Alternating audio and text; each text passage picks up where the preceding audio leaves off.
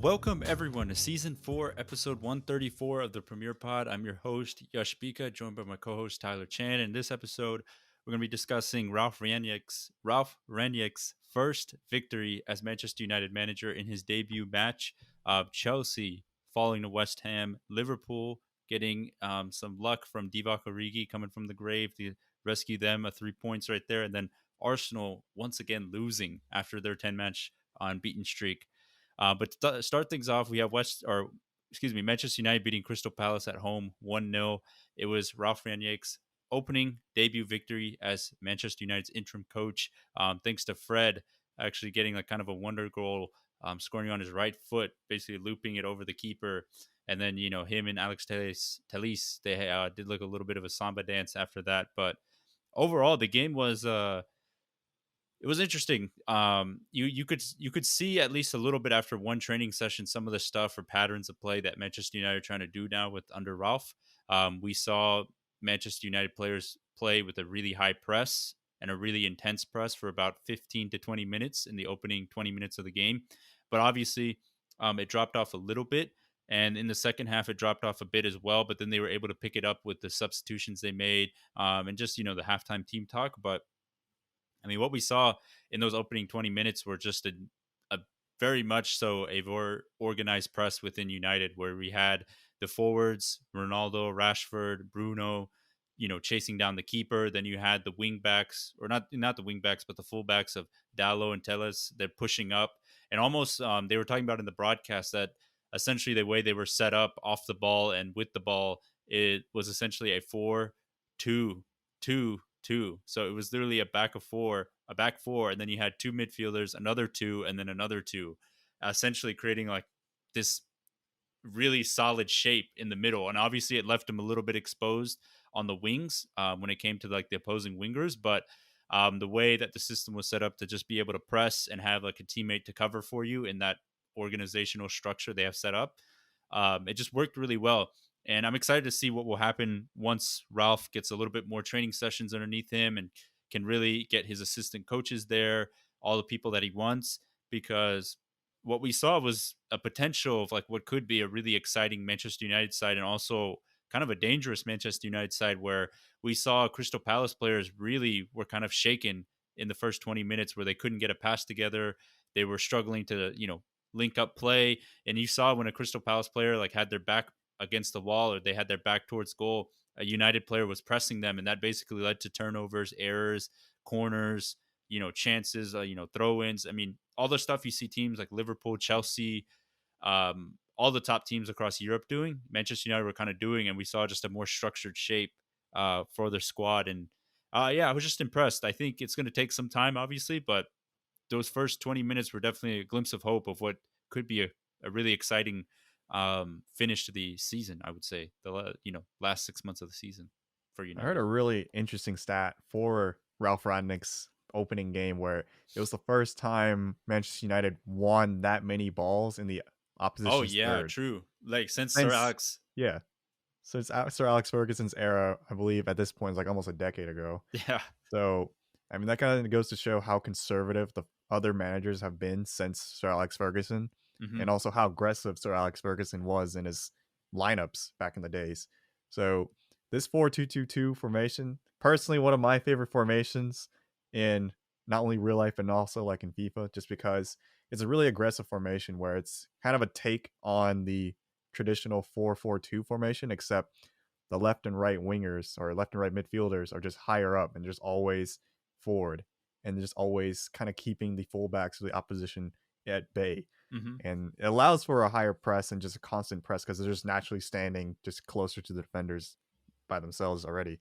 And also having just two strikers up top instead of the Ole Gunnar Solskjaer classic 4-2-3-1, just having one guy solo up there. Now there's two. Hmm. And that does make a difference because now the whole defense has to watch out for two people rather than just one. Yeah. So it's just like these little things that Ralph Radnick already within one training session Yeah. is Implemented. bringing. Yeah, it's like implementing already into this Manchester United side. It's looking promising, and Yeah. I will say it was a little vulnerable at times for Manchester United. I was kind of surprised with some of the chances Crystal Palace had. Like there's some free shots from Wilfred Zaha and Christian Benteke, of course, or no, IU. And I was like, well, I mean, this is kind of what you get when you play in this kind of way. You're gonna have to just deal with those kind of shots from outside the box here and there, but it was a lot more expansive and kind of exciting for Manchester United. Yeah, and And I one thing I do agree. I think there were a lot of chances or a decent amount of chances that Crystal Palace could have had. They could have actually taken the lead right before United did in the second half with Andre Ayew, but they missed it. But another thing was interesting is that I don't know if you saw, but there was times in the 90th minute where Ronaldo was actually running and chasing a loose ball all the way to the opposing Crystal Palace half in the 90th minute. And there were a couple of times where throughout the game actually where I saw Ronaldo, chasing loose balls, chasing down the keeper, applying some pressure to the fullback, center back, and Ralph Rangnick after the Arsenal game, he actually said that he wants to have Cristiano Ronaldo part of his plans. Like he wants to make him a focal point, wants him to be the main guy in the team, and it just shows that even Messi has done it at times. It just shows that these guys, even though the narrative is that they're more, I wouldn't say lackadaisical. Obviously, they're very potent on the offensive side, but when it comes to the defensive side, they kind of take the brakes off and cool it. I think when called upon, I think we've seen that Ronaldo is able to do that type of work when you need him to. Obviously, it's not going to be the full 90 minutes. You need players like maybe like a Bruno, Rashford, some of the younger players to kind of carry the full press. But we've seen at times where Ronaldo can do it and is willing to do it. So I think that gives a lot of hope that, you know, this isn't going to be one of those situations where Ronaldo is just not going to buy into anything Ralph says and just do his own thing. And I think that you have a probably one of the best players in the world accommodating to the style of the manager. I think it only helps with the whole team kind of buying into the philosophy of Ralph and trying to implement everything he's trying to do with the high pressing and the way he's trying to play. And it's basically yeah, said, I don't care if you're old, you're gonna just yeah, you're still pressing no matter what. And I exactly. feel like Ronaldo's one of the few folks out there who's 36 and can still probably press. It's just, Yeah, we'll see how his fitness goes because he's usually known as one of the most fit people on earth yeah. just based on his diet and Like like LeBron James of the soccer world. yeah, basically. And I feel like the way you're describing it too, it kind of reminds me of like a basketball player where like, you know, you need a two-way kind of player that can also defend and also, play offense at the same time while, on I guess for them it'd be on the court, but for Ronaldo it'd be on the pitch. And that's something that, a lot of managers don't really force their players to do. It's like usually if you're a forward, it's like, all right, you just stay forward and then, let the defenders do defending. And then, they're up front, then the defenders just kind of sit there and then the forwards do their thing. But Ralph Rangnick's kind of having this kind of two-way player kind of notion now where it's like, all right, if we don't have the ball, everyone's on defense. And then once we have the ball, it's like, all right, everyone's on offense and then just go, go, go. Because I haven't seen a United side also press that high Yeah. as a unit like that before too. Where I was like, man, if someone just runs through this defense, if anyone had the pace, like just run past everyone, they could. But I mean, that's also the kind of risk that you play with Manchester United under Radnick now, where it's a lot more open, and then certain players like Fred's just gonna have to run around a lot and hopefully plug up those holes that just open up from just running around with everyone just kind of doing their own thing almost, just chasing down people like bees to honey, if that's a thing. Yeah, and I will say that this system, I guess, in a lot of ways, it does allow for a little bit, in a sense, a little bit of cover because in the past, when we were seeing players kind of press for United, it was kind of individual pressing where you just had one player or two players kind of just doing their own thing, and that left a big hole in the side because then you had players trying to make up for the gaps that those players were missing, and then that allowed even more space. I think now we're seeing that okay, if the center backs are pushing up to press, then the midfielders. There was a couple times where we just saw like midfielders swarm one player, and yeah, sometimes the ball got out, but a lot of times when they were able to win the ball back, it meant that they were able to recycle the ball really quickly and get it out to their attackers, and kind of form play that way. But one other, I guess, two other things on this game where I wanted to quickly mention the, I guess, midfield pivot, I guess you could say now, of McTominay and Fred, commonly known as McFred.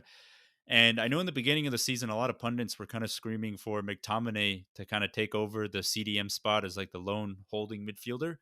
And it was very interesting. I think there was a lot of hope that maybe McTominay, given his age, I think he's 25 now, maybe he could have developed a little bit more his passing and kind of be that more like quarterback from the midfielder position for United, where he can break up play. He's a big presence. He has the passing ability, technical ability to do it. But what we've seen this season is, unfortunately, he just really hasn't developed that style of the, or I guess that part of the game. And we're seeing the likes of Fred.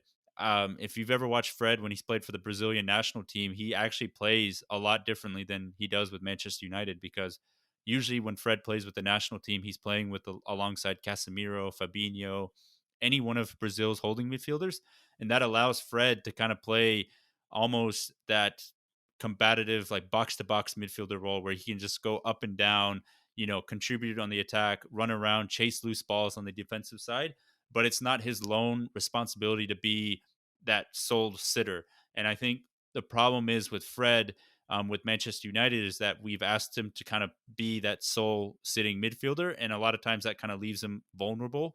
But when he plays alongside of McTominay, when McTominay's not a very complete, I guess, holding midfielder of his own, you're seeing a lot of deficiencies that Fred has to deal with when he plays alongside McTominay. But when you see Fred play with the Brazilian national team, he's a lot more confident on the ball.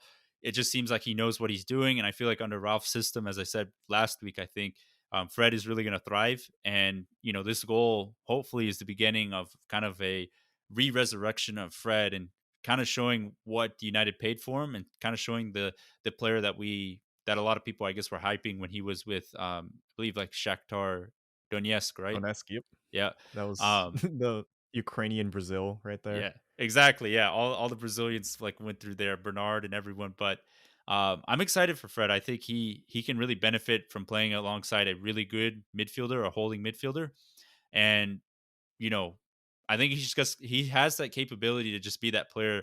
Almost, I wouldn't say Conte like, but almost a player where he just can kind of chase loose balls, always willing to do the dirty work, can contribute a little bit in attack, has the technical ability to dribble past a couple people, play some passes, and yeah, I think he'll just be a really good player once he gets played alongside a really good holding midfielder, or a decent one that can kind of handle being the holding midfielder for United.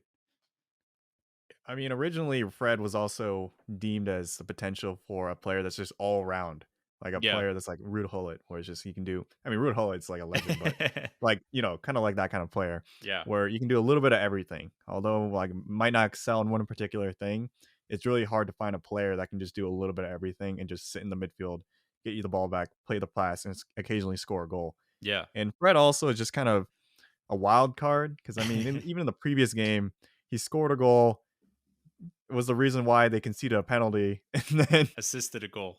yeah, assisted a goal. He does a little bit of everything, and but I mean, he makes impact whether it's good or bad. But under Ralph Rangnick, this game, he scored a wonder goal, and having the confidence to even take that shot, as opposed to the previous game, he tried a chip shot that went like 10 feet. Whereas this game, he scored a worldy of a finesse shot, just far post. I feel like a little bit of confidence back into Fred has definitely helped, but I mean, we'll have to see because he almost went to Man City at one point. Like Yeah. that's how Pep much Pep really praise wanted he him. had from from Pep Guardiola and just the world. And he chose, or I guess I'm not sure if he chose Manchester United, but he ended up at Manchester United. It's just been pretty subpar. I'm not gonna lie, for the past couple of seasons, where it's like he's worth 40 million pounds, and then people were just making fun of him the whole time. It's just, man, I wish Fred was on the bench. You have Donny Van de Beek. You don't want to use him. You're just gonna use Fred. But I mean, right now, if Fred's just gonna keep looking like he did this past game and maybe even the game before, it's looking like he's back on the ascent and kind of proving his worth. Yeah. But I mean, this McFred right here, it's Yeah, gonna it might be. be the beginning of the end, because there was a couple clips on Twitter of McTominay where they were showing from the Arsenal match, and I believe the Chelsea match as well, where McTominay doesn't do the best job of kind of showing himself to be available for the ball, and also he is not the most composed when making passes. It's almost like he's firing passes into players when he could be playing a little bit more finesse in them, or just slight Mhm. more touch to it. And that's kind of been the biggest problem with McTominay, is kind of the composure of handling, being in the center of the midfield, where you're going to have a ton of pressure where you're going to need to be able to drop your shoulder, make a couple players miss and then get the ball out. I think unfortunately it just seems like McTominay now is just almost like a big bulky guy that can just break up play, and that's kind of it. And occasionally make the long pass here and there, but um, yeah, I just it's going to be hard for me to see like a future for McTominay being a starting United midfielder unless he aggressively upgrades his game. But I think there's definitely a lot more potential for Fred to be here for a little bit longer than McTominay. I'm just one of the things I was curious about is like, what does Manchester United, you think, picture McTominay to kind of be? Like, what kind of player is he? Is he kind of more like a Paul Scholes, or is he more kind of like a Matic, or more like a Lampard, if that makes sense? Or because right now he's like a 6'4" CDM that's pretty physically aggressive, but as you say, he kind of just full power passes to everyone. So it's just kind of wild and I think like kind like of uncontrolled. maybe the goal was under when Michael Carrick was still an assistant coach was that maybe he could be almost Roy Keane, Michael Carrick esque, where he can have the bully ability of Roy Keane, but also kind of have like that touch and finesse of Michael Carrick. But it seems like he got the bully part right, but he doesn't have the composure of even Roy Keane on his.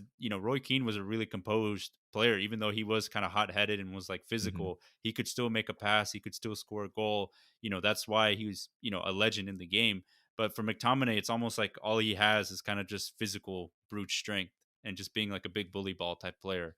Um, Sounds like Fellaini yeah, when literally, he's just yeah, only on defense. yeah. So I literally minus the almost. afro. I mean, that's like a good analogy right there, almost Fellaini esque, where you're just kind of really only getting someone that can only make like sideways passes or occasionally, spray the ball out on the wings occasionally, but just we're like 4 years under McTominay kind of being a regular in the starting 11, and he still is making very questionable passes. Can't really offer himself up in the midfield, so that's why I feel like a lot of United fans are kind of feel like the time is up for McTominay, but there's a lot more potential with Fred because at least with Fred, he's kind of has the technical ability to be in the midfield.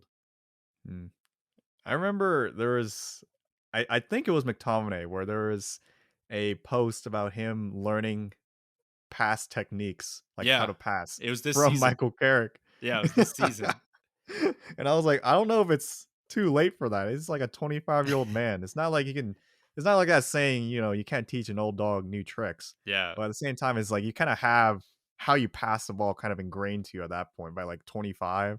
And like Hmm. you kind of know like what you've been doing for like, I'm pretty sure you've done like 10,000 passes at that point. And Yeah. if you're being told, it's like, all right, now you got to do it this way.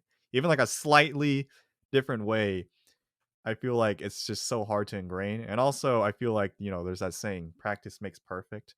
I don't know. I feel like there's the saying should be more like, as my SAT teacher, I don't want to steal this quote from him, but it's just practice makes permanent.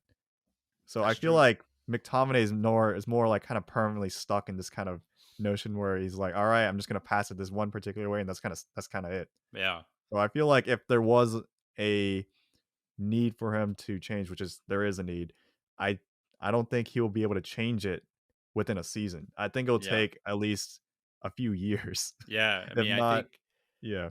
um I'm trying to think there was I feel like there was a player that's famous now, but in the beginning wasn't that hot or had a lot of deficiencies in his game, but slowly as the years went by, those deficiencies kind of got masked and he became just a almost like a better version of himself, where he was Mm. just a lot more technically refined and had a lot more skill set.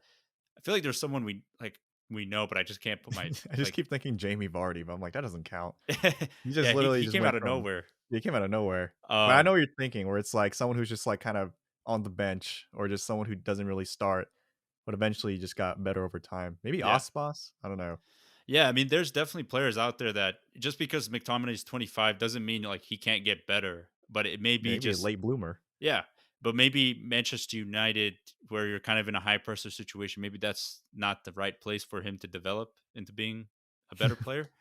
I don't know. It's tough. I think if you talk to a lot of United fans, I think the kind of the general consensus is that Fred is the one to stay. And then McTominay, is the one that probably needs to go on the bench or maybe need to find like a new club, but not to spend too much time on McTominay and United. But I wanted to quickly mention one last thing are the fullbacks that have been playing for Manchester United for the past, I think, 4 games now. Yeah, they're Uh, different. yeah, left back and right back. Alex Telles coming in for Luke Shaw and Diego Dallo coming in for Aaron Wan-Bissaka. Luke Shaw obviously got a concussion, and Alex Telles was kind of forced into being in that left back role for taking over him. And then Aaron Wan-Bissaka, he had a suspension, or he didn't have a suspension. He actually got hurt as well.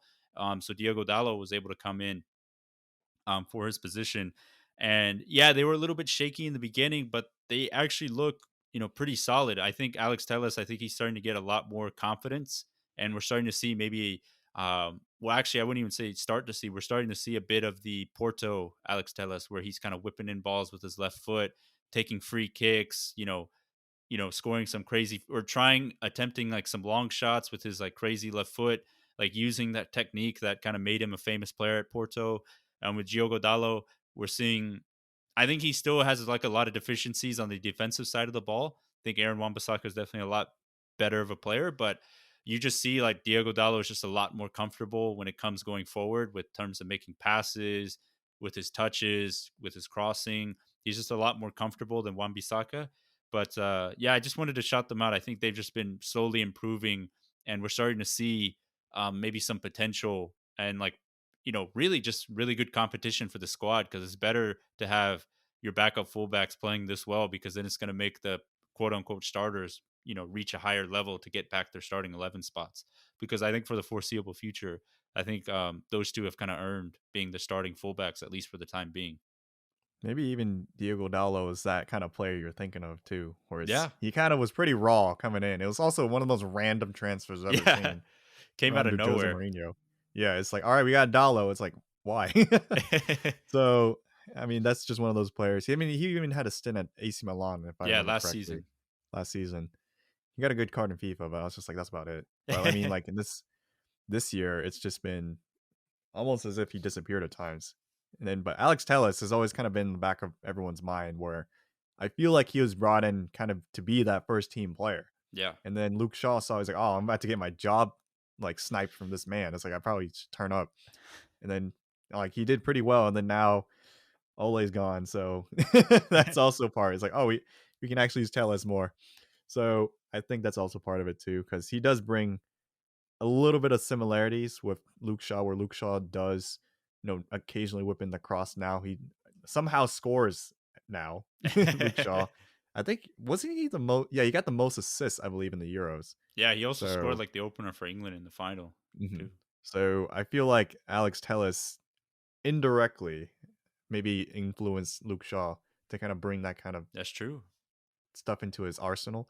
Yeah. But, you know, Alex Telles has also been one of the key players, I feel like, under Radnick and also under the last games of Ole Gunnar Solskjaer, where it's just like, oh, y'all's backup left back is actually pretty good. Yeah. It's like, yeah, even keeping like a superpower hidden in the little chest right there. Yeah. You finally opened it. Yeah, and I think that's true for a lot of the kind of fringe players under Ole, like Jesse Lingard, Donny Van de Beek. Once they get a little bit more comfortable, I think you're going to see kind of the benefits of having such a big squad are those players. But yeah, we'll continue to monitor obviously the Ralf Rangnick situation at Manchester United. Started off well, 1-0 win, but obviously there's still a long way to go for the rest of the season and see what else happens with them. But kind of a team that's very interesting. I wouldn't say wavering, but has some questionable results after being pretty solid under Thomas Tuchel is Chelsea. They lost 3-2 to West Ham. West Ham made a comeback. Chelsea led 1-0, and then West Ham made the comeback to win 3-2 off a random almost shot cross or just a random mishit shot by a West Ham defender at Masuaku, and it caught Edouard Mendy sleeping as a goalie, and he just couldn't recover in time to save the shot.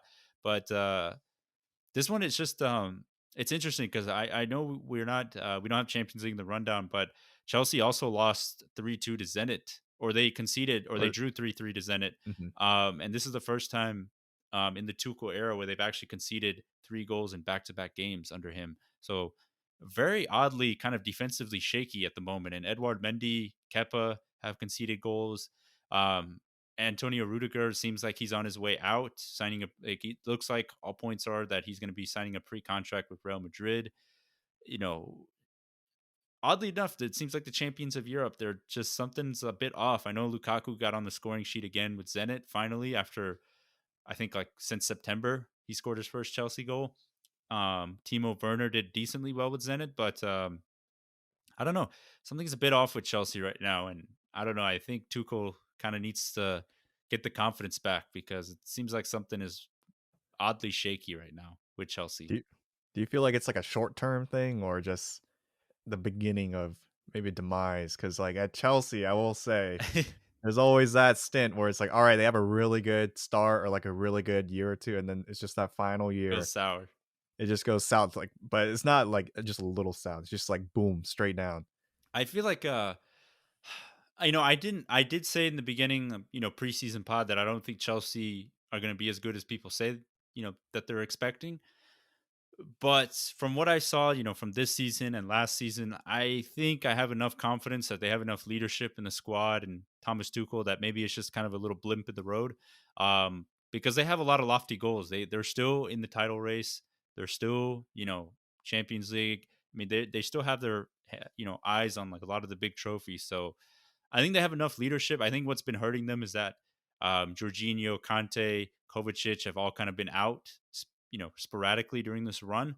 And once they get those midfielders back, I think it's going to be a lot better because right now they're kind of just relying on Reece James playing in as a filler midfielder, Ruben Loftus-Cheek coming in, and Ross Barkley coming in.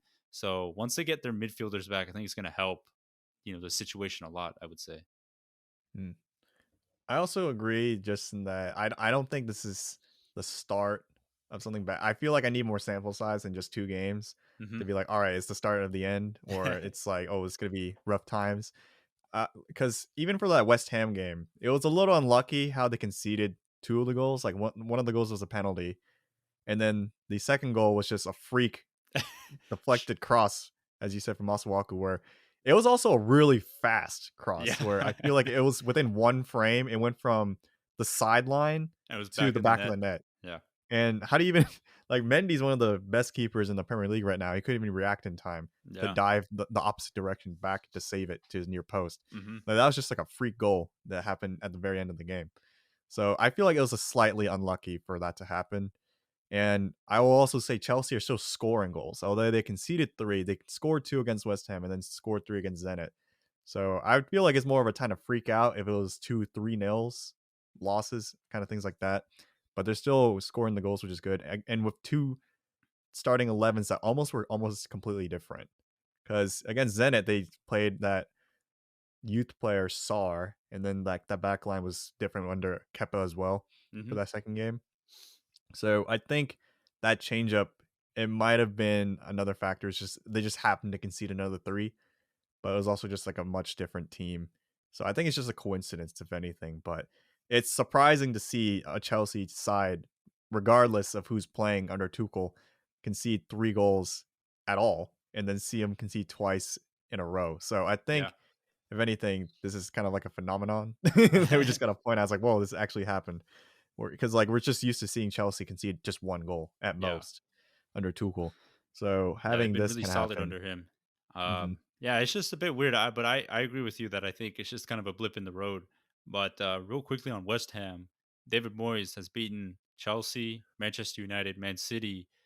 He beat Liverpool, right? He did I beat think Liverpool, or he drew against Liverpool. it's either they drew or they beat him. Let me just double. But he Oh, beat they Leicester. no, they beat him. They Yeah, threw him they beat Liverpool. 3-2. They beat Leicester Yeah, I City. remember. I was sad. I was Yeah, sad that weekend. so he's beaten every top club this season, and beat Arsenal too. I think he beat Arsenal, or they. I think they actually lost that game. But um, yeah, David Boyce, man, he's doing wonders there. But I think that's like the perfect club. You know how we say that a Brendan Rodgers type is perfect for Leicester City or something like that. I feel like David Moyes. I feel like that's the perfect size club for him. A club that isn't shooting to win the title, but a club that's just like, okay, if we can get into the Champions League or Europa League, maybe 1 or 2 seasons, that's a win for us. Or if we can just upset some of the big teams every now and again, that's a win for us. I think that's the perfect type of way David Moyes can kind of thrive in. I don't think he's that good of a manager where he can have the expectation of coming in to win every game and to challenge for titles, but West Ham is like the perfect expectation wise club for him. I also agree with having that kind of expectation set on the players that play for That's West true. Ham too, where it's just like not only, I mean, Mikel Antonio, like their star man up top, he's basically in his prime, and I don't know if he's trying to make another move to like a bigger club or anything like that. But Yeah, he's kind of found his match made in heaven at West Ham, and also just players that kind of been segmented off from bigger teams like Kurt Zuma, Angelo Ogbonna from Juventus, and then I guess Ben Rama came from Brentford, which is a yeah. little different, but like Their star man, Declan Rice, yeah, young, Declan Rice. Originally, he was on Chelsea yeah, Chelsea when he was a academy. youth player, and then he was booted at the age of 14, so he just came back to haunt them. Which I still don't think is like a big deal because like let's be real. If he was still at Chelsea right now, would he be the same Declan Rice? I don't think so because I Yeah, feel like certain journeys people take, certain things that happen to players affect who they became eventually. Like right now, I feel like Declan Rice is the best player that he is now because of his journey being removed from Chelsea and yeah. then going to West Ham. Whereas I feel like if he stayed at Even Chelsea, Mason Mount wasn't even yeah, at. that too. Yeah, he followed Frank Lampard to Derby County and then back to Chelsea. So I feel like that those kind of forks in the road or those kind of meanders do help players because like I feel like we wouldn't hear these two names if they just stayed where they were. And who knows, they might not even been playing football Yeah, for all we know. So I feel like that's kind of the part of it. But basically, West Ham is full of these players that are kind of also on the same train of being the dark horse team, being a team that's like on the fringes of just upsetting teams and actually doing it, but also being okay if it's like, you know what, if we didn't, of course they want to win the title, but it's just like also at the same time, it's like we got close. I mean, that's pretty good. yeah. It's Throw a like our party. expectations were here, and then we just keep exceeding them, and that's a pretty good way to sell it for themselves too. So that also keeps morale up. I mean, Yeah, even for this West Ham team, if you look at it for the past 4 years, they were fighting relegations at time. that's true. So being in this spot, I feel like it'd be on the moon if you're a West Ham fan as well. So just Yeah, everyone's on board. It's a good time to be a Hammers fan. It's Hammer time. yeah. It's hammer time, man. You guys keep upsetting everyone. That's Hmm. like any semi big club in England. But yeah, West Ham, they somehow continue to make the miraculous comebacks or the miraculous wins. And then Liverpool, it was the Wolverhampton Wolves Liverpool game. Oddly enough, this game was actually Diego Jota's birthday. I knew that because I was working this game, but he had a golden opportunity to put Liverpool through and then somehow missed the goal, even though there was only two defenders. And oddly enough, Connor Cody made the block, even though I think you always say there's a joke that Connor Cody, whenever he plays against Liverpool, he always gets a red card or always like throws them a bone. But this time he saved the shot, the last minute shot from Diego Jota. But Yeah, I was literally thinking that. I was like, Cody, what are you doing, man? yeah, It's like usually you're supposed to. It's like the Rafa Benitez thing for Everton. It's like you're not supposed to just let it go in.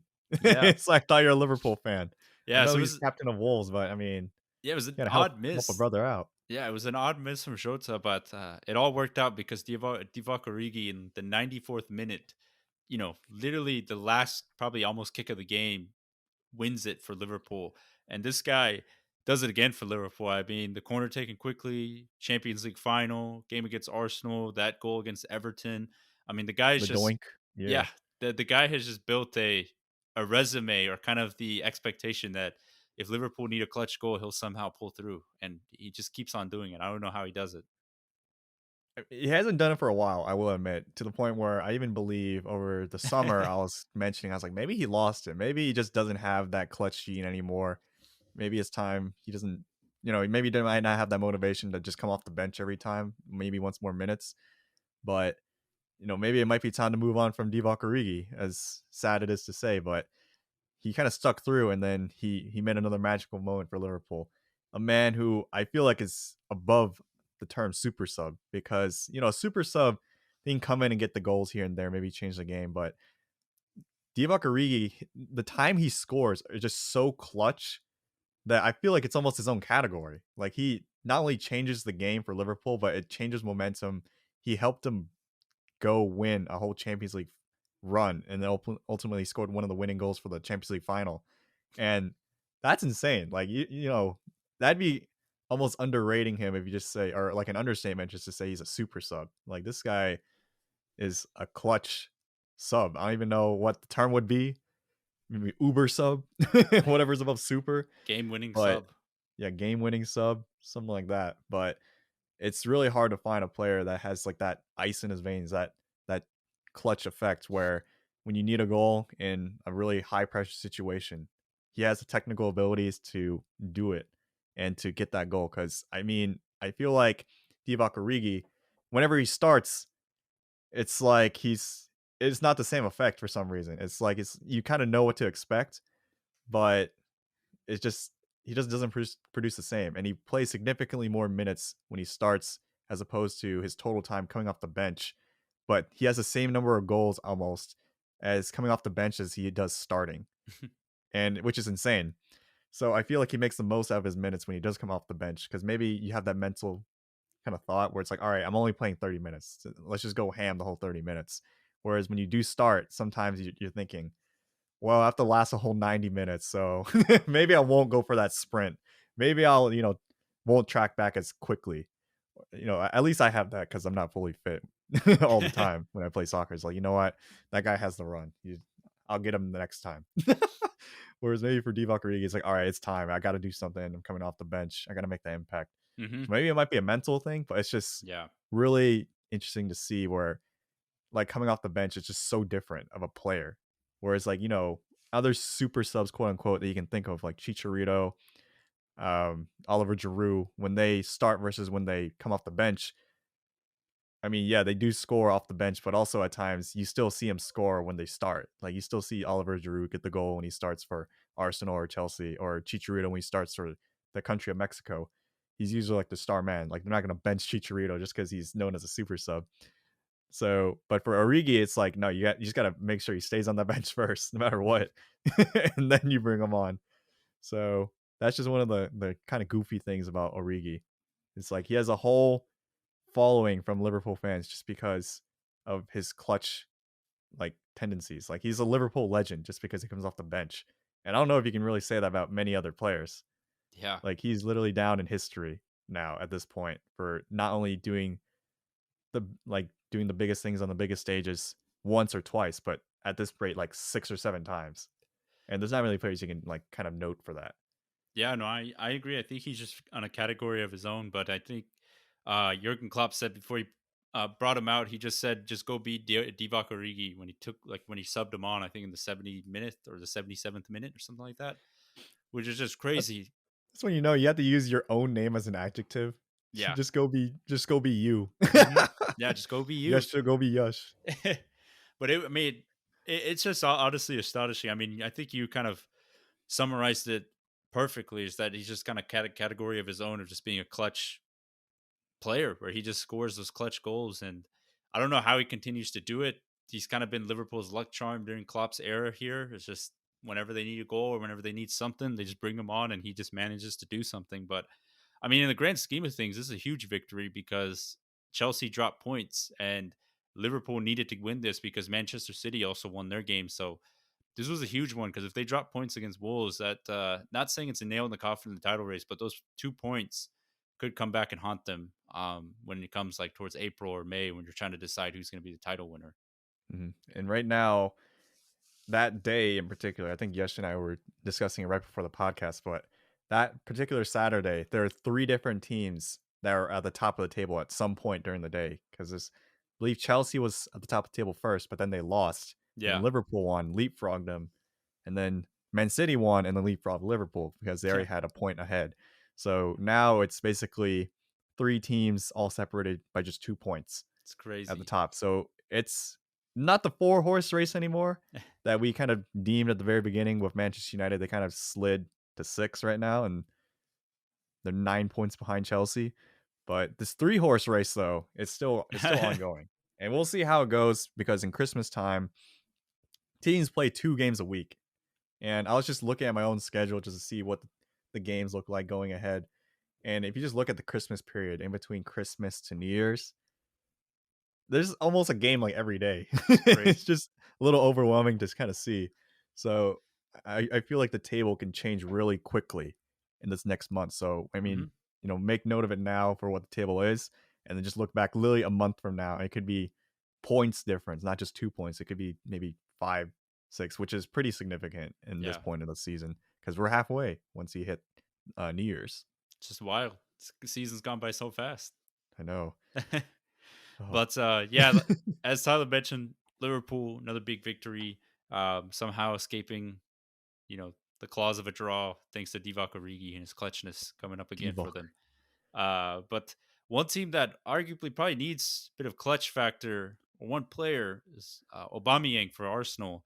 Everton ended up beating Arsenal 2-1 at Goodison Park, an Everton team that I don't know if you remember last week we were talking about how bad they were because I think they were on a 5-game or 4-game losing streak, and Rafa Benitez was kind of on the hot seat.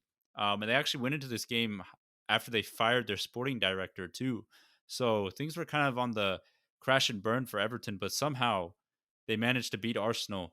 And Arsenal, I wrote this down because I wanted to point it out. Ever since that 10-match unbeaten streak, when we thought, okay, maybe Arsenal are kind of like, they got things rolling again. They've had a loss, a win, a loss, and a loss. So they've had 3 losses in a span of 4 games, which is not great form. Mikel Arteta, once again, questions are being asked from Arsenal fans and also pundits, just general pundits, of is this guy the guy to bring Arsenal back to glory? And there was actually an interesting point from a Arsenal, I guess, like full time account. Has a pretty big following. I can't remember the account name, but they said that um, Mikel Arteta isn't a terrible coach, but it's still yet to be proven whether he's a really good manager. Like we know that he's a good assistant coach and a good, secondary coach like he was under Pep Guardiola. But in terms of being a manager, they said that we're seeing that. Yeah, obviously he's learning a lot on the job, and he's learning a lot of the mistakes he made in the beginning. He's not really making as much, but he said, unfortunately, it may be one of those things where Arsenal won't be the team that will get the full benefits of Mikel Arteta, the manager. And it's almost like Mikel Arteta and his time at Arsenal could be summarized as a workshop for him getting better as a manager. And then another club he goes to will get the full benefits of like the full Mikel Arteta way, which I thought was a pretty interesting perspective. And I think that makes sense because a lot of these, I guess the trend that was going on was handing the reins to a club to a former legend or a former player as their first job. That was kind of the trend that was going on. And Arsenal picked Mikel Arteta to kind of be that guy. And it's what year 3 under Mikel Arteta, and there's still question Mhm. marks being asked about the way he plays, the system he adopts. Um, people are still questioning me. Pierre Emerick Aubameyang. After he got that mega contract after winning them the FA Cup, he hasn't been anywhere near the same type of player. He's fallen off completely. Lacazette nowhere to be seen, and Ketia still kind of meh. I mean, they have good youngsters, but it just kind of brings up the question: is maybe Arteta kind of just like Ole Gunnar Solskjaer, where he'll go on these kind of like crazy runs to save his job, but maybe at the end of the day, he just simply isn't the right guy to kind of take them to that next step of being back to being European powerhouses. I feel like the expectation for Mikel Arteta was a little different just because he worked under Pep Guardiola. So I feel like even when we first talked about him, it's like, oh, maybe he can kind of steal some notes and then just bring that over to Arsenal, and then Arsenal all of a sudden kind of play like Pep Guardiola's tiki taka, Yeah, like a little bit. But I feel like it more so became Mikel Arteta trying to bring back that passing like Wenger style, where they kind of set up for beautiful goals and they lose beautifully, but also score beautifully. But I mean, since then, we've seen them go on streaks. Like at the very beginning of the season, they're we thought they're going to get relegated at some points, and they went on a hot streak. But it was kind of like a weird streak just because they didn't really face that many good teams. And yeah. then, sure enough, of the 3 teams they lost to in the last 4 games, it was Liverpool they lost to, Manchester United they lost to, and then Everton. And Everton has also been kind of they were due for a win finally. Even in this game, they had 2 goals that are disallowed from Richarlison. Richarlison could have gotten a hat trick Yeah. from just being, but it was just offside twice for 2 of his goals. And then the team they did beat was almost dead last, if not dead last right now, Newcastle. So it's a little bit of fool's gold from Arsenal, but at the same time, for Mikel Arteta to say if he goes to a new team too, he get like the full effect is like I don't know yet. I don't know if I like if you were to bring Mikel Arteta to Manchester United right now, do you feel like he'd be any better than like a Ralph Radnick right now, or even Ole Gunnar Solskjaer? I mean, I feel like he'd probably be worse because at least with Ralph, you have a backup or backstory of like, okay, this guy knows what he's doing. Not to say Hmm. Mikel Arteta doesn't know what he's doing, but you know, you never know sometimes. Does he actually know what he's doing? Or is Yeah, he it's just just like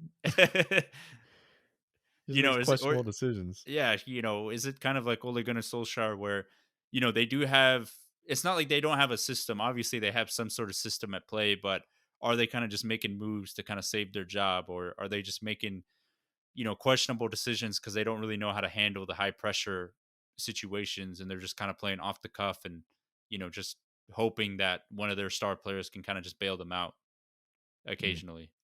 So to kind of answer your original question of just like is Mikel Arteta basically just another Ole Gunnar Solskjaer? I feel like yes. Dang, It's just the Arsenal nail in version, the except coffin. Art Arteta does have a plan at least. I think that's the thing. Like Ole Gunnar Solskjaer had like a few ideas for what he wants to do to maybe get a win, but Arteta has like a playing style he's trying to aim for and a particular kind of setup he wants with his team. Like he wants everyone to be like a pass heavy kind of team and things like that. But it's not really certain that his tactics and things are like a surefire way to get the most amount of wins possible. Hmm. Whereas if you were to look at the same kind of version of doing like a pass heavy first team like Pep Guardiola, that's been like a proven tactic to now show it's like, all right, they're going to win majority of their games. Granted, like the players are better, but under Mikel Arteta though, it's like you don't really know if his kind of setup is a for surefire way to like win the most games. Like you just know at least there is a plan. And I will mention too, there are certain players that maybe just as you mentioned, like Yang, who's just not his best anymore. There's like a clear notable chance near the end of the game Just against missed. Everton. He just straight up missed. It wasn't even on target. It was just Yeah, not really one on one with the keeper, but it was an open shot where if yeah, he at got least on get it target, on it would definitely target. would have yeah, it would definitely would have challenged Jordan Pickford in goal. But he just straight up whiffed it left, like just wide left. And Yeah, Arsenal fans were livid. They're just like, "Oh, he's done." It's like, man can't even get it on target. yeah, I So, know a lot of Arsenal fans are very upset with Aubameyang, and just I think that the problem is I think a lot of Arsenal fans they do like the youngsters like Martinelli, Saka. Obviously, they like Ramsdale. They like the youngsters they've kind of brought in, but they have a big problem with kind of the older people. Like there, Lacazette, older people. Aubameyang, and Ketia. There, I feel like the jury's out on him. I feel like the people are kind of done with Nketiah. Arsenal fans are. Yeah, So I it's don't really just like weird. I don't him know either. because I think also Arsenal fans are kind of upset still at Arteta. A lot of Arsenal fans still question whether he's actually good enough to be the manager. And then I know Thierry Henry has even questioned at times, even during the 10-match unbeaten streak, of whether Mikel is good enough to be the man for Arsenal. So it's just a weird vibe with Arsenal. It's hard to really it's really hard to pinpoint like what the mood is half the time because Arsenal fans, are they happy, are they not happy, are they satisfied, is there something a bit wrong? I just always feel like there's something a bit off under Mikel Arteta's reign. Like I just never feel like they've ever truly been happy under Mikel Arteta. I mean, if you think about all of our Arsenal friends, it's always like, man, they're never happy. It's just sadness most of the time.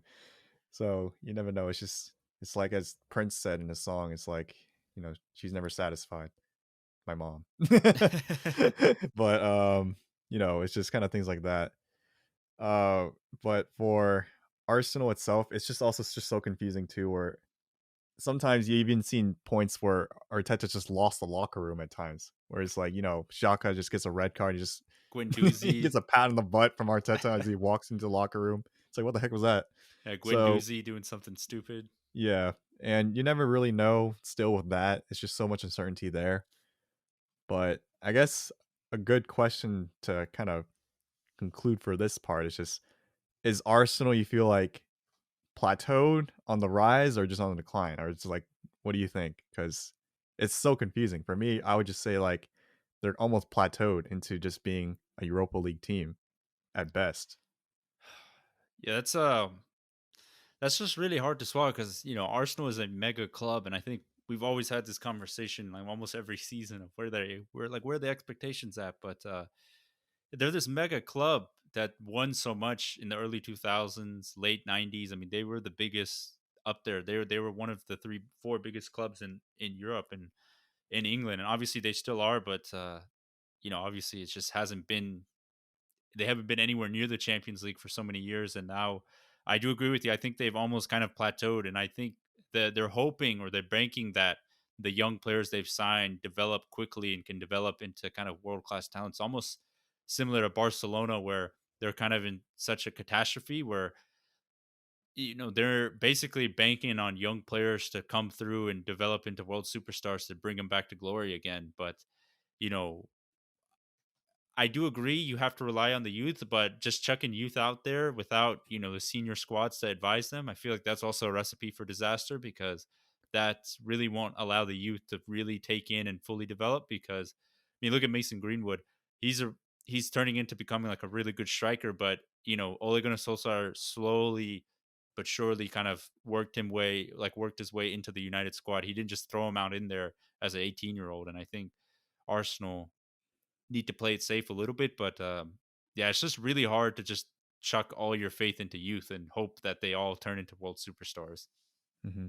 And I feel like we're both kind of saying too, where it's like they have like a potential for like a high ceiling with the youth, and like that's their hope. But I feel like at the same time, it's just capped. Where although it's like it could be here, they can't reach that cap just because of Arteta and also just the kind of setup they have right now, where it's just like that switch to go from plateauing and hitting this, you know, Europa League kind of standard to eventually challenging again for Champions League and fighting for the title again as they used to. That jump is it just seems like there's like a brick wall in between, and unless they change something significant, they're just gonna be stuck there and just relying on hope to get back into it. And that's what they're really doing right now, in my opinion. It's just like Arsenal just kind of living on hope. Yeah, that's a sad part. I think their I guess last thing is that their players I you put up a good point about their players. There's a high ceiling there, but a lot of times when you rely on youth, you may have like five youth academy players, but oftentimes maybe they're like one out of the five turns into the superstar. Maybe two out of the five turn into consistent, maybe backup starting 11. It's very rare that all five turn into gems, and we see that with all across academies. And I know Arsenal have a lot of youth that they're trying to play right now with, Nuno Tavares, Lakonga, Saka, Martinelli, you know, Ramsdale's like 24, but hope that he can develop into a big time keeper. Those are that's what I listed off like maybe five or six players. There's not a guarantee that all six will turn into world class superstars. Maybe Saka out of all of them has the highest potential, and he probably most likely will hit it. But maybe Martinelli just ends up becoming kind of a mediocre-ish player, or I'm not saying he will, but there's a chance that more often than not, they might just kind of plateau in being mediocre players. So that's the worry when you put too much faith in the youth is that they could a lot of times just end up being more mediocre than actually world class talents. That's a really good point. Because like look at Nketiah. Look at him. Yeah, It's just like he's still third string yeah, and he hasn't really made that jump. And if you think about it too, is like there's not many teams historically where it's like almost every youth academy product turned out to be superstars. Like the only one I can really think of is Barcelona with like Messi, Iniesta, Iniesta, Xavi, Xavi. They just got really like lucky. Sergio Busquets. Like Yeah, that academy also is like legendary, but also at the same time it's like you can't be hoping something like that happens at yeah. Arsenal. The So, only other one I would say is Class of '92, where they had oh Scholes, yeah, Giggs, Beckham, for and Manchester the Neville United. brothers. But Mhm, that's kind of like once in a generation type thing. Like same with Barcelona, where they just got really lucky with the type of players they were able to produce during that time. mhm, 'cause look at where they are now in the Europa League. Like, not even Arsenal. Your Arsenal's not even in there. Not even in Europe. Not even Europe. Yeah. Gosh dang. Oh man, but as we said in the beginning of the season, we think Arsenal are going to be going through a lot of ups and downs just because of how young the squad is, and I guess this is one of another one of their blips, and maybe they might have another peak again. But that's we'll wait to see if that happens. But is moving on to the final section, our preview section. Interesting note is that this week the Tottenham Brighton game, we weren't going to preview it, but it is actually getting postponed because of I guess, a rise in COVID-19 cases in the Tottenham camp. They've actually had to postpone their Europa Conference League matchup as well because of the situation that's going on with Tottenham. So, um, very interesting. It's coming back up again, COVID with the new variant. So, will remains to be seen how this will affect future fixtures if more positive cases kind of come up around different teams. But as of right now, Tottenham are kind of like the only club that's been hit with it big in the Premier League. So remains to be seen what happens after that. But I guess moving on to I guess finally the preview section. There's some pretty decent matchups. No, I would say blockbuster top six versus top six matchup. But I guess to start it off, we have Chelsea Leeds United. Um, Leeds are kind of been on the downfall. They haven't been the best. Patrick Bamford, I think, actually injured himself while celebrating, I guess, the equalizer in their last matchup. And they have been struggling with injuries. I think Calvin Phillips is out. Patrick Bamford will be out. They've just had a bad string of injuries. And I think this is the perfect game for Chelsea to rebound at Stamford Bridge. So I think they might actually win this game 3-0. I forgot which player it was that injured himself doing a front flip Oh, that, during a I think I remember celebration. that. I can't remember the player, but I think I do remember that story. That's so goofy because I mean, like when you're a kid and you play FIFA and like you just watch players on TV do like flips and crazy celebrations. He's like, I'm gonna try that, and you hurt yourself on the pitch or just playing with friends. Not saying that happened to me more than once, but uh, I mean, for Leeds as well, I feel like Bamford was such a key cornerstone of the team last season, which helped them get to that mid-table spot pretty comfortably. But this season's been like a complete 180. It's Whole team been has been a 180, yeah, a whole except team Rafinha. basically, Rafinha has been the only good player for Leeds this and season. ailing at times, the right back. Yeah, But I mean, it's so weird to see Leeds struggling this poorly. Like under Bielsa too. I mean, there was some predictions. I think you mentioned this, Yosh, last season, where it's like, they might cool off really quickly, where it's just they start off hot, but then they'll cool off. And we're seeing that cool off happen in the second season under Bielsa in the Premier League. But I mean, I feel like this team had so much potential where they shouldn't be here, but here we are, like in 15th place. But it's not going to help facing Chelsea. Chelsea, after conceding, of course, as we mentioned, 3 goals in 2 games in a row, Tuchel's probably pretty upset. And I mean, it was a bit of a fluke. I feel like at the same time too. So, not saying they're gonna shut out Leeds, but I think it'll be like a 2-1 oh, because okay. Leeds as well. Their defense this season has not been great. Yeah. Millier last season was one of the hotter keepers as well. He had a decent amount of clean sheets, but this season his defense isn't really doing him any favors. Hmm. So I think the trend will continue. Leeds are going to struggle, and Chelsea's going to get the win.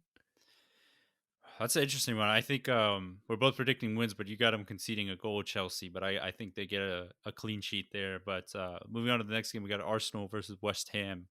Uh, this is a big game for Arsenal because they're at the Emirates. They're facing a really hot West Ham team, and Arsenal kind of on a kind of a slide right now, a dip. But I want to have faith in Arsenal that they might be able to pull out a point, but I think West Ham, the way they've been playing, is just they somehow managed to find a way to always win. So I think they could. I think West Ham could sneak away with a 2-1 victory at the Emirates again against another Big Six opponent.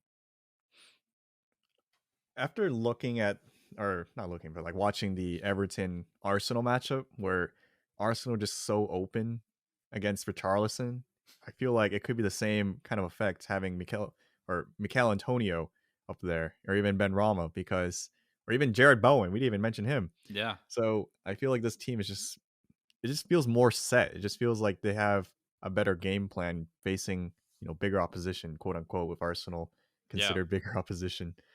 But the bigger the harder they fall. But I don't know if Arsenal is that big right now at the same time. So it might kind of even out. I actually think it might be I don't know if I want to say 2-2. Mm,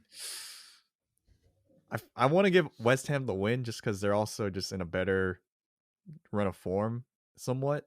Because Arsenal just kind of rough. But, I'll say 2-2. I'll say 2-2. 2-2. Okay, okay.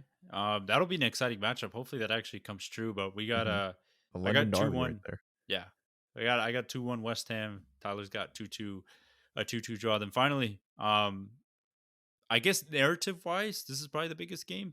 We have Liverpool versus Aston Villa. Obviously, in any normal sense, this game would you just probably chalk it up to like a Liverpool dub, and like no one would kind of bat an eye. But this one has got some interesting storylines, primarily because Steven Gerrard would be returning um, to Anfield, but this time as an opposing manager. Obviously, he's the manager for Aston Villa. It'll be interesting to kind of he'll probably obviously get a warm reception, but the type of feelings he'll be facing when he faces his like the club that he became a legend at, the club that made him famous. With Aston Villa, obviously he's going to go in there to try to seek a win, but he failed against Man City to get a big win. And this game will be interesting because a lot of emotions are going to be running high on this one, but I think Liverpool are just too good of a team um, to kind of let this, I guess, a potential victory, slip by. So I think they'll win 3-1. I think, unfortunately for Steven Gerrard, I don't think his Aston Villa side will be good enough to pick up a victory at Anfield or at least get a draw there. I think it'll be a 3-1 Liverpool win. Man, he's coming home. Stevie G back at Anfield. This is such a huge storyline for Liverpool fans, at least. I'm even wearing the last jersey he wore during his final season at Liverpool Yeah. right now. But I mean, it's been years. Man, I feel old. But I mean, Aston Villa, of course, under Steven Gerrard in his first, I believe, 4 games, they've won 3, lost 1. And I unfortunately, I think it's going to be another loss for Aston Villa just because even in this midweek fixture against AC Milan, Liverpool already through to the next Yeah, they stages still of, won. and they still won. They had the professionalism to beat AC Milan 2-1.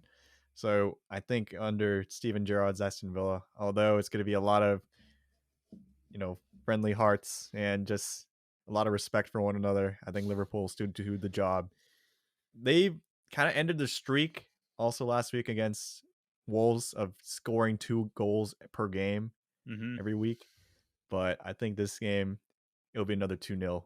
So I'm gonna have that streak continue on again, and it'll be 2-0 for Liverpool at home. But at least TVG will be well received. Yeah, no, I got a 3-1 victory for Liverpool. You got 2-0, so keeping the clean sheet there. But as we both said, we both think that Stevie G will get a pretty warm reception from the Anfield crowd. I think they'll be pretty excited to see their former legend come back. Yeah, I'm excited. I'm gonna watch Yeah. that game. Well, of course I'm gonna watch that game, but I'm gonna be excited to finally watch a Liverpool versus Villa matchup for once.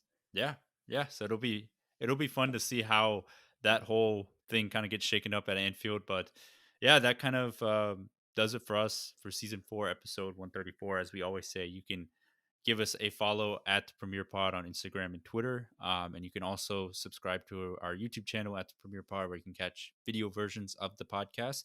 And if you are listening to this podcast on Apple Podcasts, you can leave this podcast a rating or review. It helps get us boosted and helps us get us noticed to other people that are on the Apple Podcast platform.